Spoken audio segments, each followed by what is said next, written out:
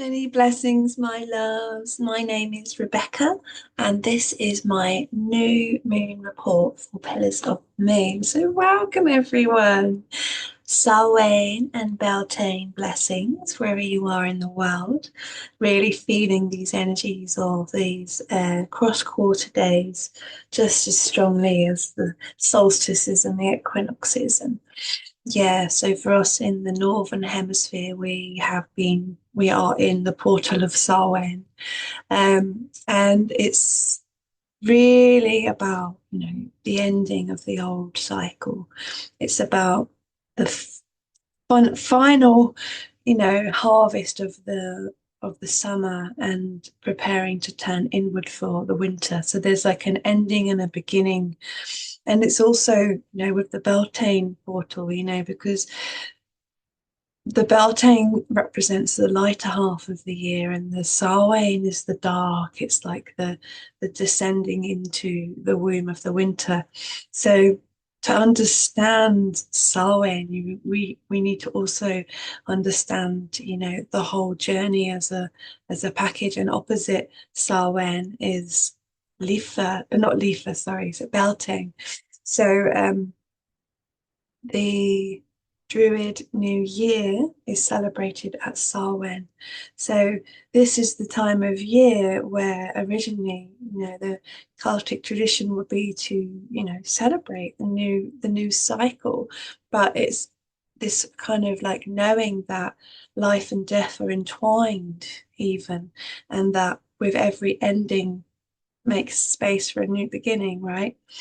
So I found myself yesterday in my garden, pruning the apple tree and singing to the apple tree and really feeling all of my ancestors with me as I was doing it, and really having this reverence for the whole year that's been, and all that's grown and all that's blossomed, and all the fruit that we've harvested, and then I also harvested the last of the raspberries and cut back the raspberry plants. And these simple, this seems simple, right? These kind of things that I was doing yesterday, but for me it had deep meaning, because it was like, our apple tree didn't blossom this year. We had no apples, but we had so many raspberries, so it was like this beautiful moment of like connection between what grew and what didn't. And and kind of really singing to the apple trees like, wow, thank you for having a year off, for showing me that that's possible, that you can do that sometimes.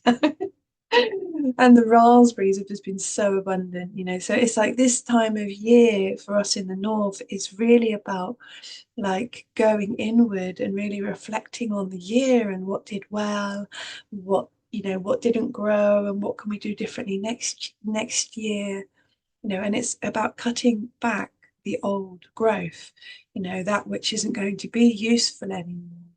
And that is also symbolic of our own inner world, what we're doing inside of ourselves, especially with this new moon coming up. So yeah, there's the veils are thin, around Beltane as well as around Samhain. So wherever we are in the world, the portal between here and heaven and the underworld is very thin, and our ancestors are very present with us right now. And it's really a time of celebration of that, that they're always here with us and that we can always connect with them. And yeah, give thanks for all of their lineage and the things that we're learning and growing through our lineage, and healing now as well. I feel like when I move through really big stuff in my family line, within myself, and all of the things that have been passed down to me, when I start to heal those things, when I start to make changes within myself to break free from those past cycles, I can feel my ancestors cheering, like this celebration, because I'm liberating myself and my family, but also my ancestors and all that have come before me. So it's a really powerful energy at this time of year to really feel like our red thread and our connection, that that bloodline, that's led us to where we are now, and how we can, when we're coming inward into this inner place of the winter, that we can tend to these patterns and these things within ourselves. We can take them into the womb of the winter, and some of it may be broken down and composted and made useful in other ways. And then there'll be seeds within that brokenness, that we will take into the next cycle, into the light with us, that may grow new trees and new plants. So I love the cycles. I love the way that we can learn and grow in ourselves through that. And in the Chinese medicine perspective, this time of year in the autumn is reflective of the metal element, and it's very much connected to the lungs and grief and letting go. And so we can be feeling around this time a lot of grief, a lot of sadness. There may be people, like our ancestors that we're remembering, and we may be feeling a grief around, wishing they were here and really feeling that sadness again. And and that is definitely like in the energy of this Samhain time of year, when we're really feeling into the ancestors and reconnecting to them. And so there's like a grief and a longing and a missing for that as well. And yeah, the tears when they come, it's like it can be very regenerative. It's like the waters of life that bring the new plants. That when we are crying and releasing that grief, it's very healing. And I found from my own personal experience, being a very sensitive Pisces person, that when I go into that and I release that, it's like underneath it, often I can cry so much that I find laughter. It's like, gosh, I've just been crying so much that, oh, there's a bit of joy in there too, underneath it all, and sweetness in that sadness. And yeah, so that's just a little bit about the seasonal perspective of where we are.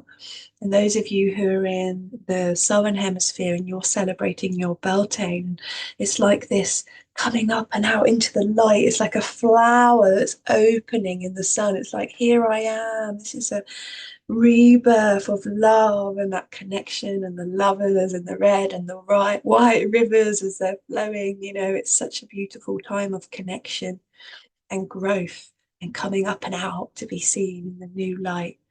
So yeah, celebrating this turning of the wheel wherever you are in the world. And yeah, I'm going to come into sharing the overview that I've done for the month. So there's quite a lot happening this month. So we've got our new moon in Libra, which is today. I normally am much more organized. I'm bringing it out a few days before, but we're on school holidays at the minute and we've had lots happening. So yeah, the first of the first at 12:47 this afternoon. Astronomical Samhain will be on the 6th of the 11th.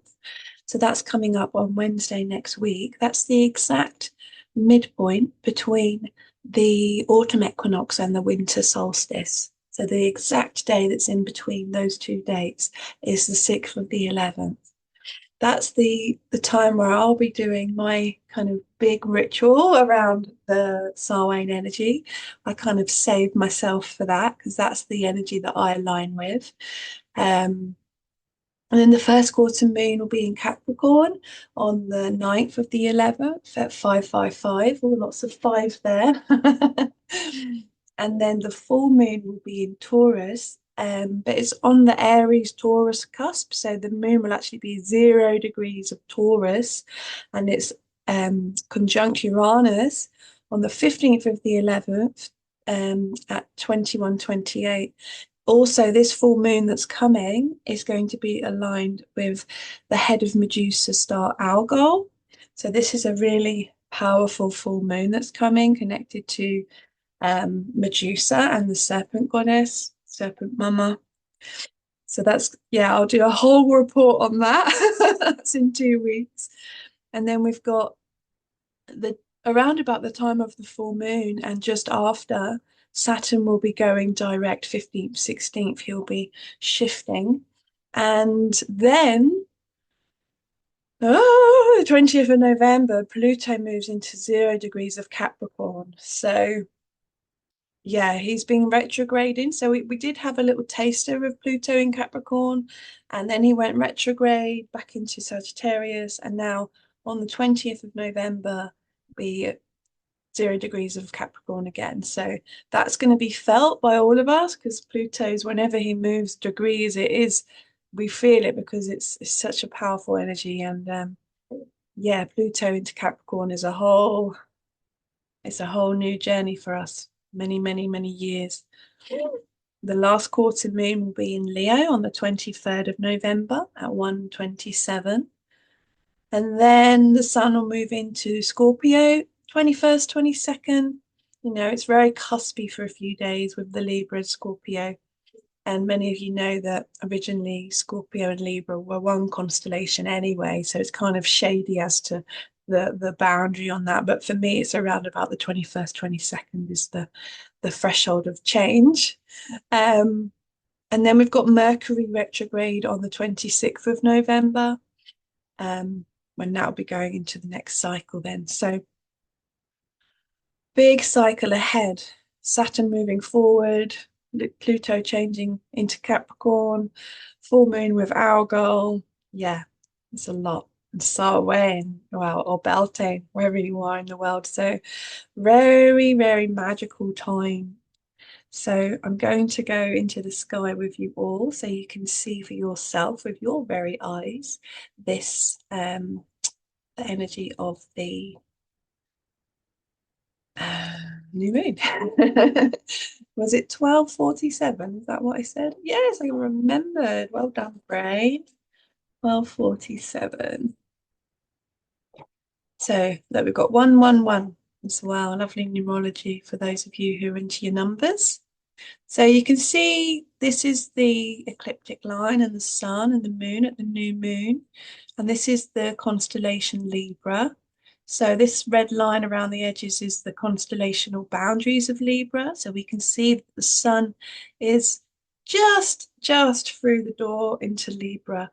And this is the constellation Virgo. So you can see the boundary here of Virgo, and it is very much on the cusp. So we have got a cuspy one happening, a cuspy new moon, but you know, really kind of coming towards the claws of the Libra. What? So these two stars here, I might give it a go. I'm going to try and say it for all those star lovers out there. And my apologies if I don't pronounce it right. Some of the star names are just bonkers, aren't they? So Zubanel Ganubi. That's their right hand claw, and Zuben Eskamali. I think I did that okay. So this is the claws of the scorpion. So that's what those stars mean. So we could say that when the sun is moving into Libra, wow, it's actually in the gates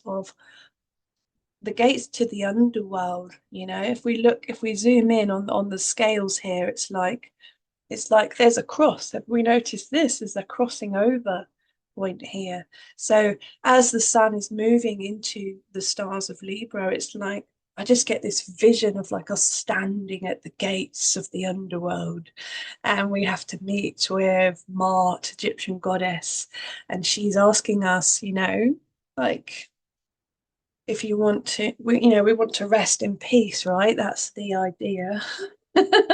So we come to this gate, and then Mart asks us, you know, what is it that's heavy in your heart? What she's saying, I need your heart to be light as a feather. So she's going to weigh our heart against a feather. So imagining that on one side you've got the feather, on one side you've got your heart. Is your heart heavier than a feather?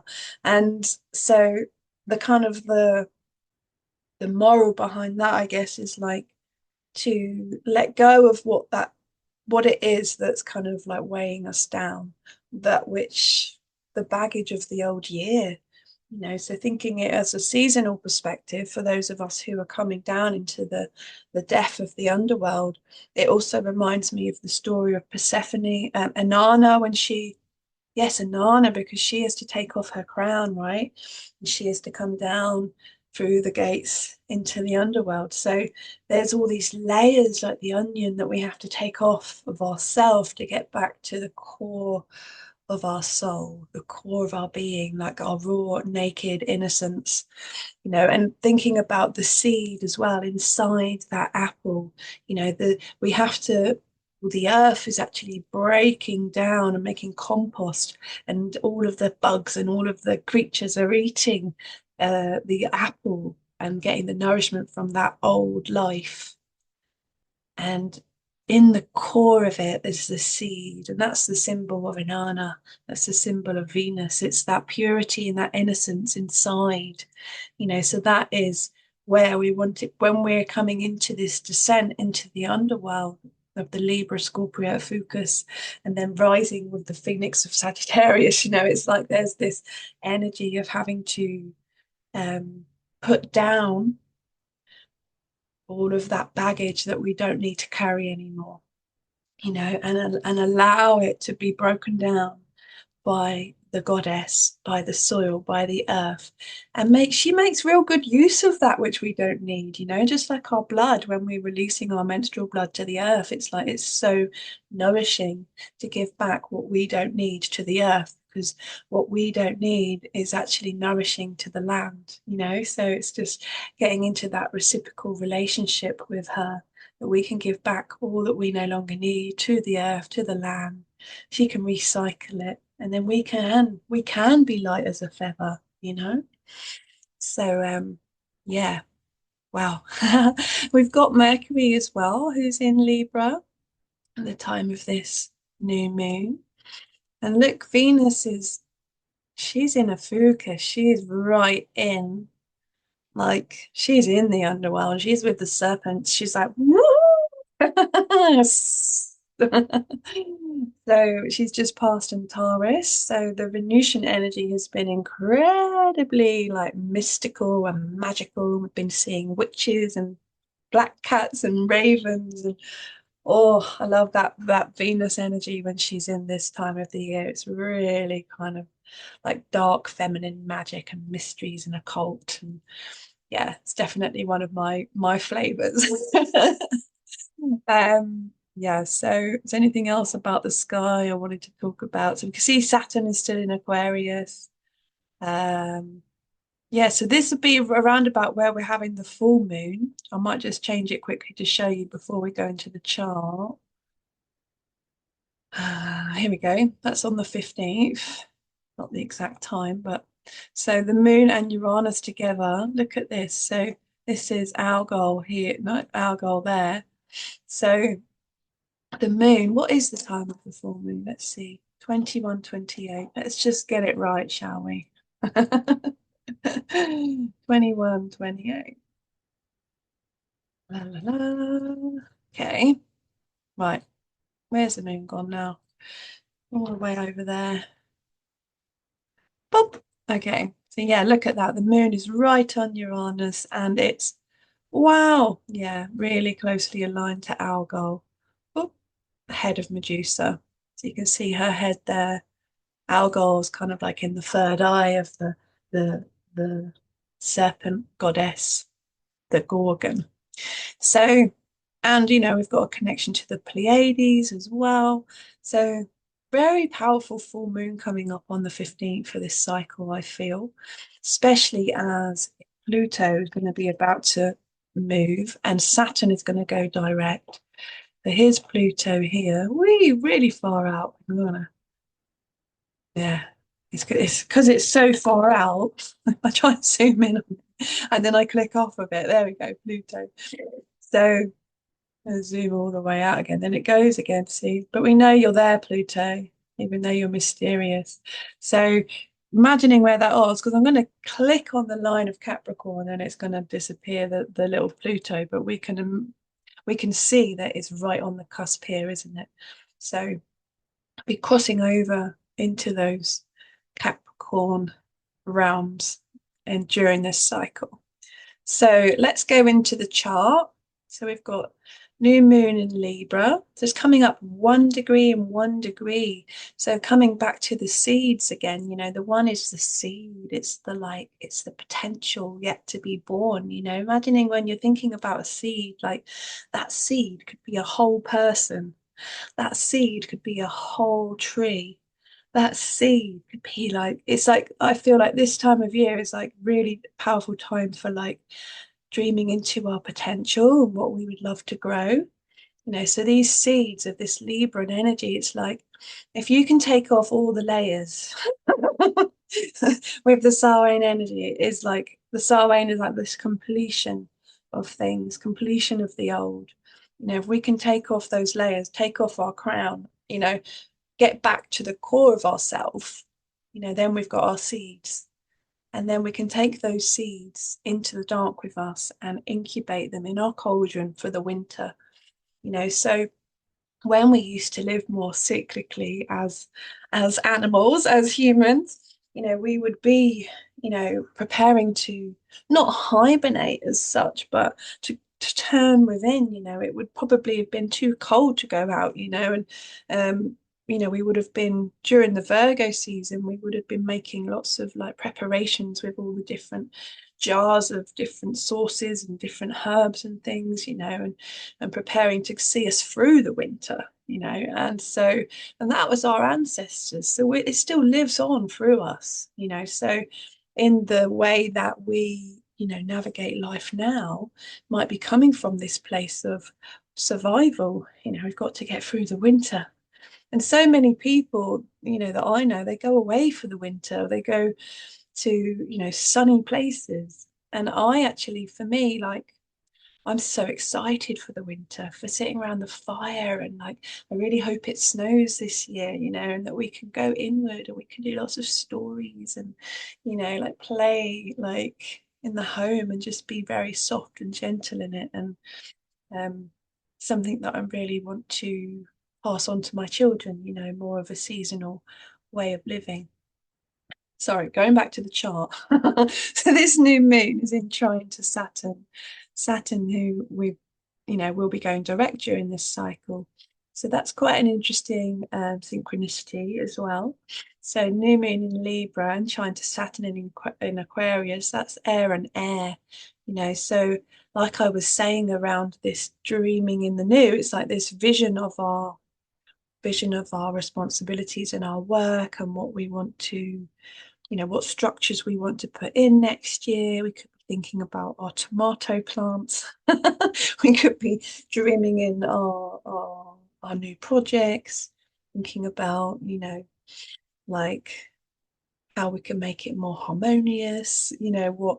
And so this is a beautiful energy to be coming into an inner conversation with like what's working and what's not, and how can we create more balance and harmony within our lives, within our home, within our relationships, within our garden, within our community, Saturn in Aquarius, and how can we work together in community and create more harmony and balance with these new seeds, with these new ideas. So Pluto and Ceres are together as well.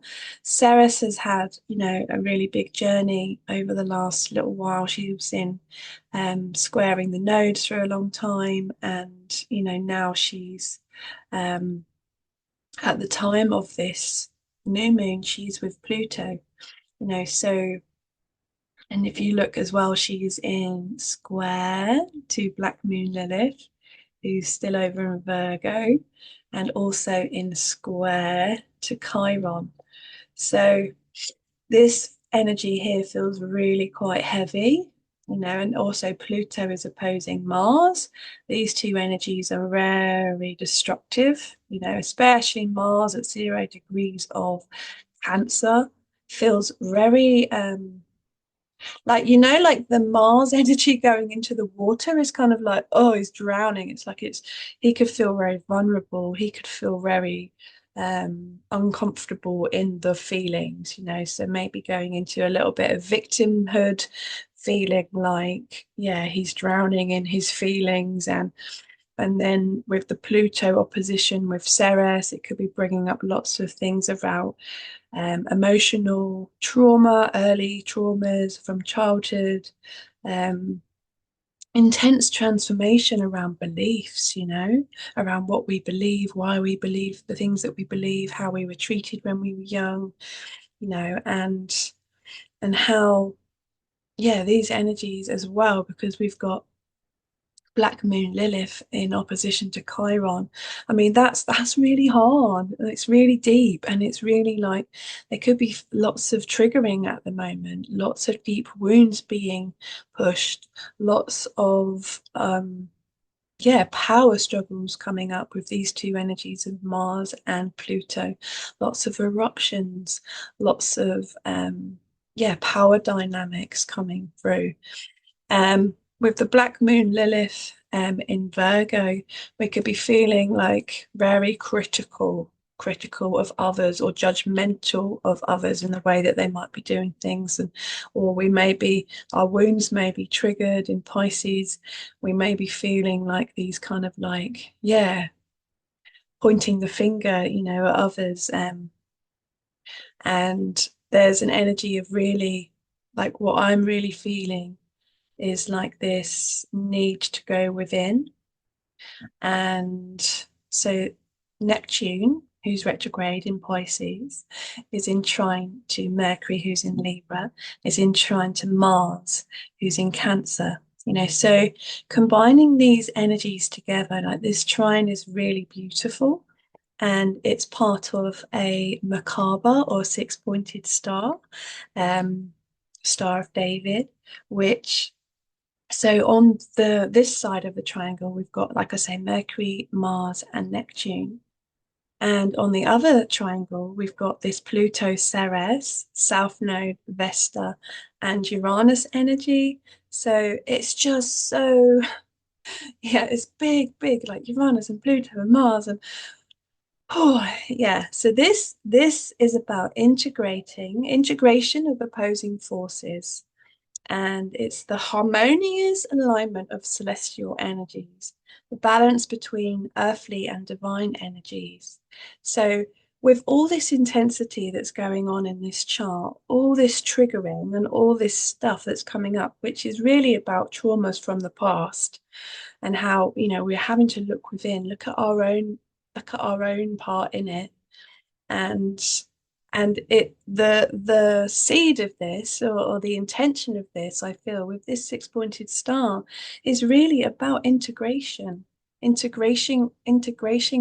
integration of that opposition, integration of the opposing forces, and creating a more harmonious alignment, with the celestial energies, and finding a balance between the earth and the divine, the physical and the spiritual, that which is in the heaven and that which is in earth, and realizing that we are that channel, we are that center point for all those heavenly energies to come through. And when we are light, like a feather, we are clear, and our channel can bring through these amazing heavenly energies, which is so amazing, right? So that is the work of now. And our first quarter moon will be in Capricorn on the 19th, the 9th of the 11th, 555.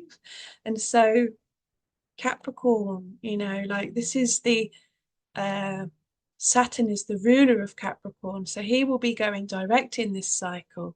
So it's a really amazing time to be using the Capricorn energy around our work, around what it is that we want to achieve, and the responsibilities that we have, and and how we can grow more as a community, as a collective. Um, at that point, Mercury will be at 0 degrees of Ophiuchus as well, in this trine still with Mars, and also with Neptune and the North Node as well. So really connecting to our dream and our visions and that which we'd like to grow. I'm not going to go into the full moon in Taurus and the last quarter moon because, like I said, I want to do a whole report on that for you all. So, and I can hear that my beautiful daughter needs me as well. So I will have to be going. But that's half term for you, isn't it? So I just wanted to jump on just to make sure that I did a little report for you for this new moon in Libra. So this Star of David, this six-pointed star, is our saving grace to help us really integrate all of these energies. And yeah, so sending you all so much love for this Samhain portal. And yeah, blessed be. Mwah! Happy new moon.